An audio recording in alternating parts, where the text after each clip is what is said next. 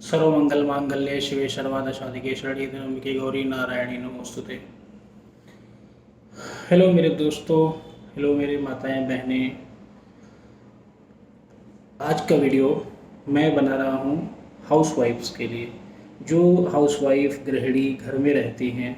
सुबह 5 बजे से लगा के रात के 11 बजे तक सबकी पूरे फैमिली की ज़रूरतें पूरी करती हैं।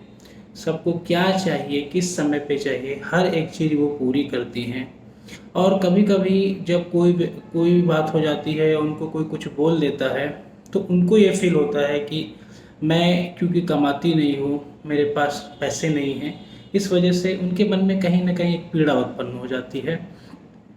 तो इसी पीड़ा को ध्यान में रख के दोस्तों मैं एक सरल उपाय लेकर के आया हूँ, जिससे माताएं बहनों को और किसी को कुछ नहीं करना पड़ेगा।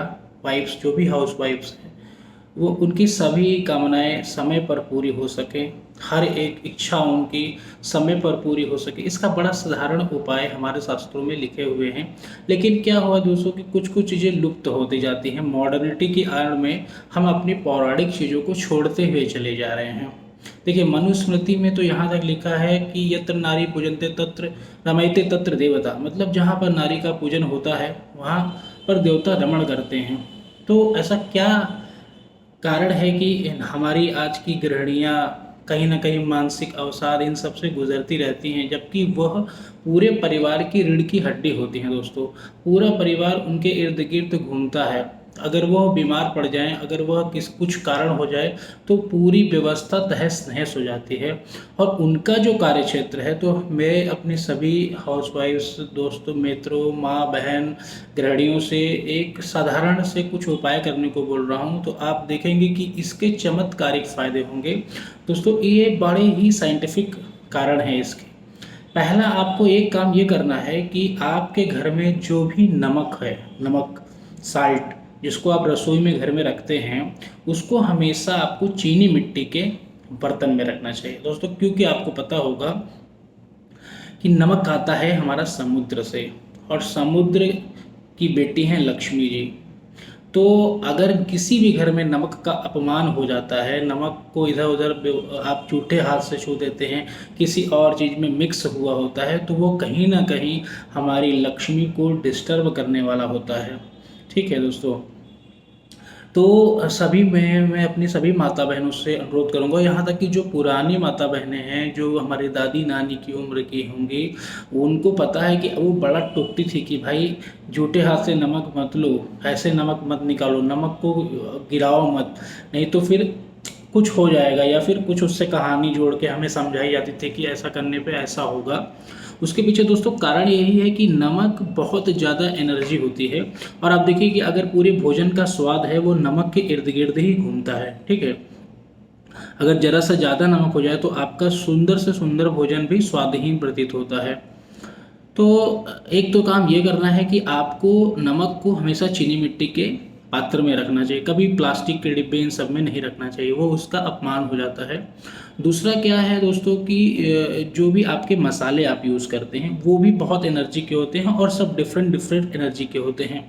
पिसे मसाले की फ्रीक्वेंसी और खड़े मसाले की फ्रीक्वेंसी अलग अलग होती है। तो आप 2 डब्बे ऐसे लें, पीतल के ले लें या स्टील के ले लें, जिसमें कि 8-10 खाने हों।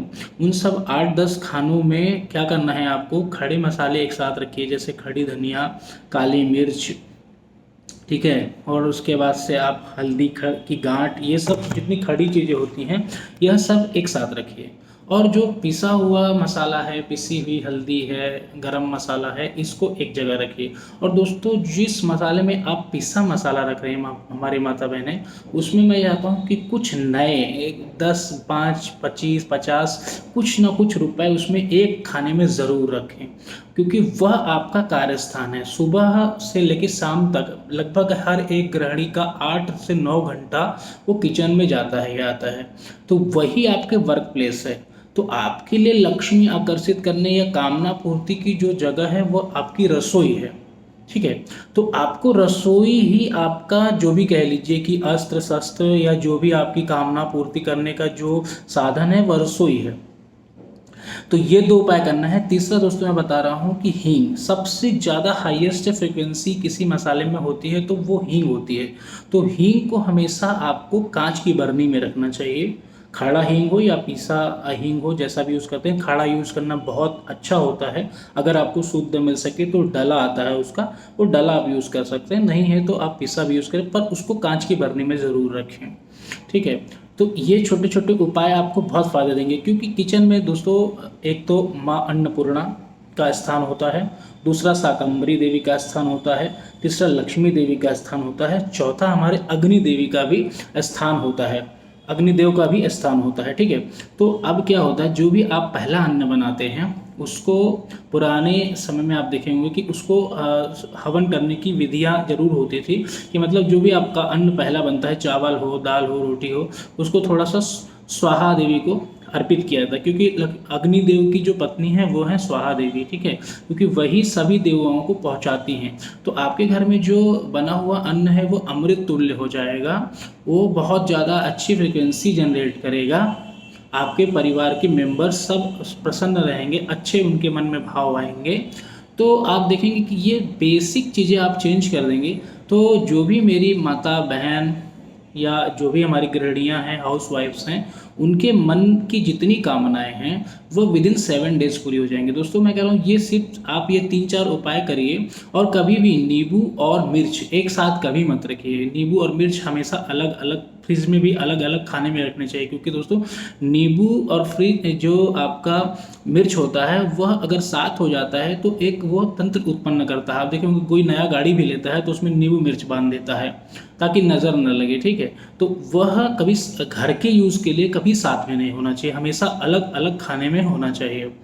तो ये बहुत छोटी छोटी बातें हैं, लेकिन यह एक बड़ी ऊर्जा को उत्पन्न करते हैं। रसोई घर में सबसे ज़्यादा ऊर्जा होती है, इसीलिए दोस्तों कहा गया कि जैसा खाए अन्न वैसा बने मन, मतलब कि आप जिस प्रकार से, जिस भावना के साथ अन्न को बनाते हैं, खाते हैं, वही भावना आपके जीवन में रिफ्लेक्ट हो जाती है। ये बात नोट कर लीजिए।